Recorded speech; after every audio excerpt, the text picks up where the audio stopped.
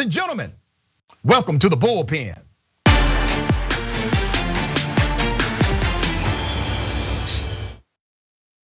He's back. In the Bullpen today, we have Mr. Albert Eisenberg, Philadelphia-based messaging strategist, co-founder of the nonprofit media outlet Broad Plus Liberty, all right?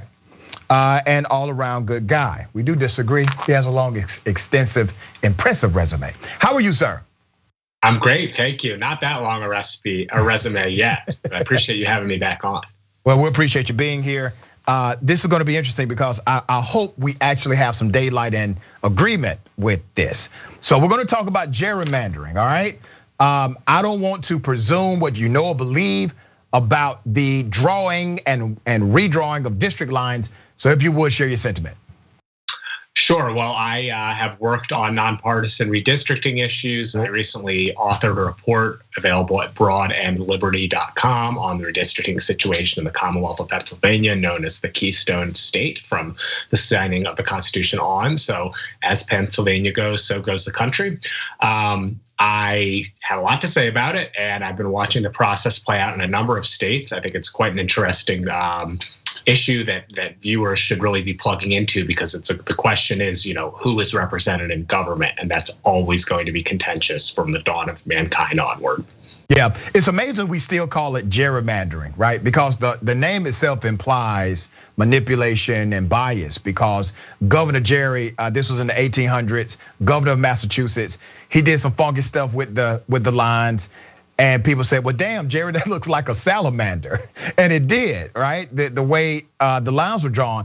And so they just combined the names and called it gerrymandering. So we call it that today. And the name itself is indicative of the bias or political bias that it's connected to. So you're part of some non-partisan groups trying to take politics out of this process.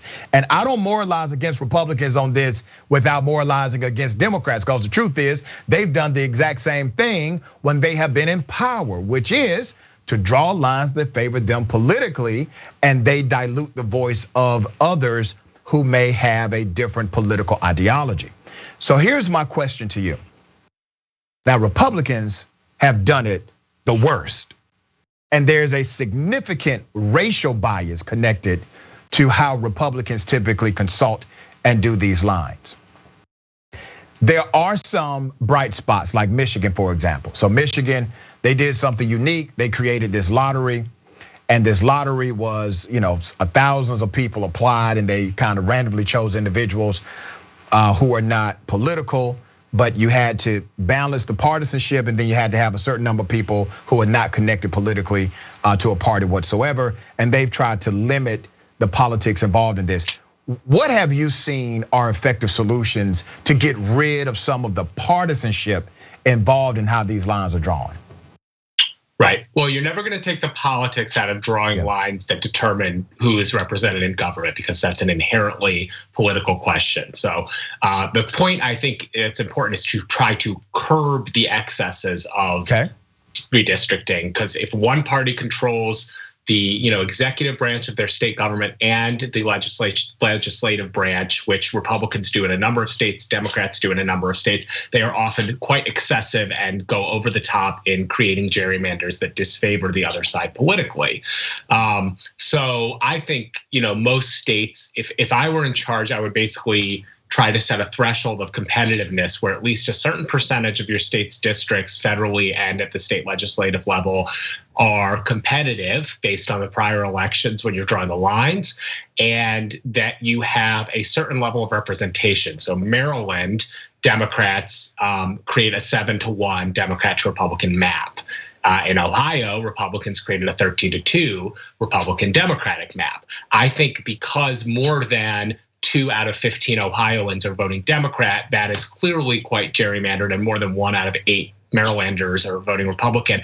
And I think you should probably try to set a threshold of at least 2 to 3 of those districts in Maryland, at least 5 to 7 of those districts in Ohio should at least swing towards the minority party in that circumstance. So you want to basically keep the legislature in charge or create what you call independent redistricting commissions that come in various shapes and sizes in Arizona and California and Michigan is the one you mentioned.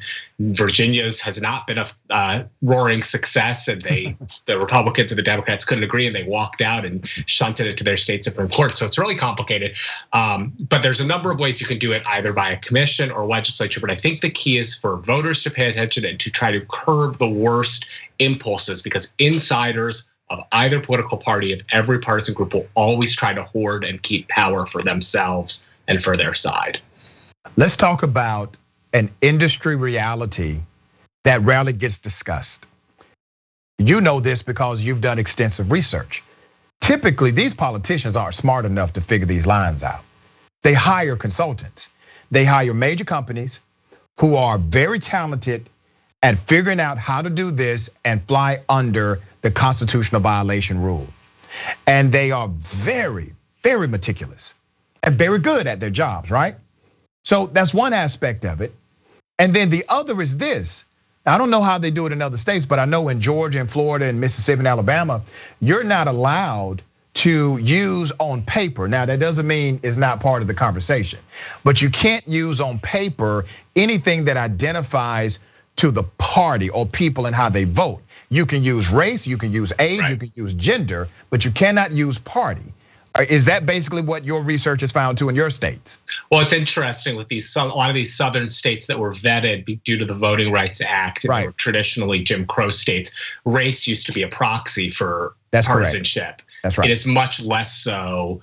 Well, it is in a black and white world, but now you have Hispanic and Asian voters increasing in Texas and Georgia and Florida. Hispanics, I mean, you say that there's no majority minority districts in Texas and Colorado. They've drawn new majority minority districts. You're just not hearing about them because they're right-leaning majority minority districts. So it's kind of an interesting phenomenon. Which makes it, by the way, constitutional. That will pass constitutional muster typically. Yes, it wouldn't pass, liberal media hysterics. It would pass constitutionality. But brother, and the reason why it wouldn't is because without violating the technical language of the rule, they're violating the spirit of it, right? Yes, although as you mentioned, which you generously said, there are many ways to disenfranchise people. Not necessarily all of them are based on race, and Democrats are very keen to do so in states like Illinois and Maryland and New York State, which are all going to be radical Democratic gerrymanders. To your prior question, though, I think you want districts that roughly reflect the population, or people start to get angry and feel like they're not represented in government, and that's wrong. And one thing particularly to note is that both Democrats and Republican insiders have agreed to make districts a lot less politically competitive, so they don't swing either way as much. You're seeing a lot more Biden plus 12 than Biden plus 4 districts in states like Oregon and New York State. You're seeing a lot more Trump plus 18 than Trump plus 3 districts in states like Ohio and Florida. So it's becoming it's not a great situation as far as competitiveness. Yeah, let me bring your attention to Lucy McBath, US Congresswoman. She actually represents a majority Republican district. She's won in that district twice, okay? Majority Republican district, a district that Newt Gingrich used to hold in the state of Georgia.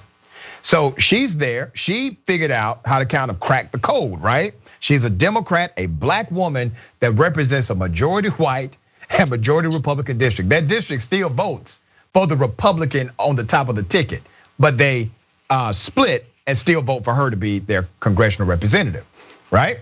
So what happened just a few weeks ago in Georgia? Well, they got together to redraw the lines. You know what they did? They drew the line so massively Republican for her that she now has to step out of her congressional seat to run for another congressional seat outside of the district in order to possibly remain in the US Congress. Now, none of the process, and this is one of my biggest issues, brother, and I want to get your thoughts. None of the process of gerrymandering is transparent. It's all covert. It's done in rooms, sometimes committees, but for the most part, these are private discussions, and then they bring us the finished product or very close to the finished product for the finalization of the vote. Is that not problematic, how the process, 95% of it is private, and then the 5% that's public, the fix is already in? Well, it's interesting. I mean, you bring up that Georgia example, and you're going to see Lucy McBath versus Carolyn Bordeaux. It should be interesting. Yep. I would say, I mean, a congressional seat is not an entitlement, so it's actually a good thing when you see members having to duke it out and face competitive elections. And this happens every 10 years when they redraw the lines. I would say even when things appear to be transparent, they aren't always transparent. When California's quote unquote independent commission redrew the districts in 2010, there was a ProPublica report afterwards that was really interesting about how Democratic constituency groups masked themselves as citizen activists, nonpartisan citizen activists, and they ended up making much more Democratic lines.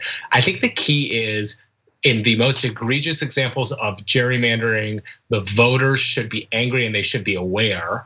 And it should punish, when you overdo it, when you overstep your authority, you should be punished electorally for that. So I'm hoping that voters in Illinois see how over the top the lines are against Republicans, and there's similar Republican primaries as the Democratic one that you just mentioned.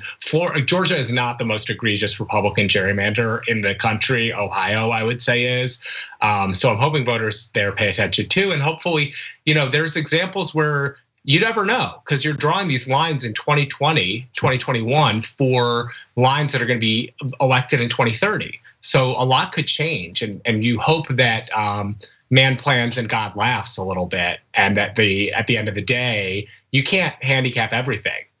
Yeah, and Albert, I would encourage you to do a little research on Georgia. I disagree with your sentiment about it not being the worst or among the worst. It's not the worst as it relates to congressional districts, but it is among the worst as it relates to state house and state senate. Let me give you an example. The state of Georgia has the largest state legislative black caucus in the United States of America.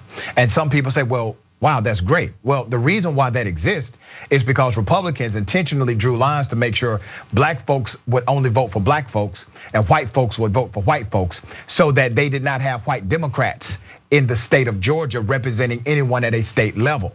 So they have consolidated their power in their white structure, and they have alienated black power so that white Democrats could not get elected by the way they drew the districts. And you know exactly what I'm saying when I say consolidating the power. So while that's not a congressional item, it is a state house, state senate item that should be looked at.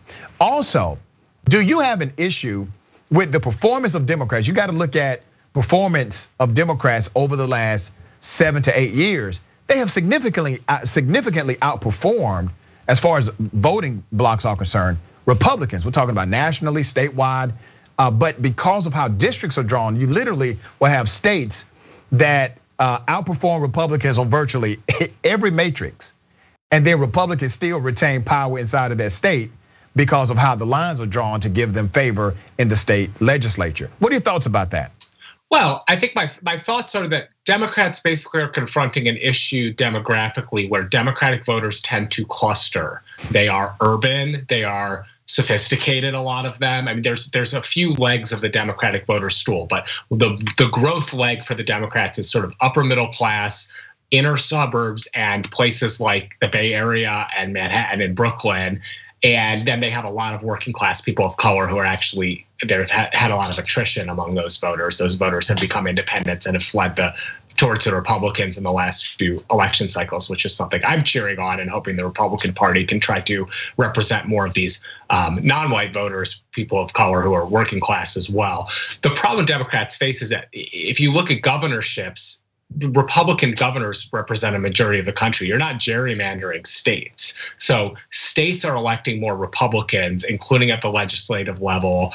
And of course, when Republicans are in charge, they're going to draw more favorable lines towards Republicans. But that's really the problem Democrats face, and that they're moving backwards in states like New Jersey, Virginia, New Hampshire, Nevada. Kansas has a Democratic governor. She's going to have a hard time holding on in 2022 because of the Democratic Party. That's not due to gerrymandering.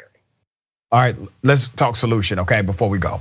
My solution is to decrease the politics, because you will never eliminate it totally, all right? But to decrease it, you have a lottery, you allow for people to apply, and you choose individuals based on that lottery. What Michigan has done, I think Michigan's approach is very, very innovative.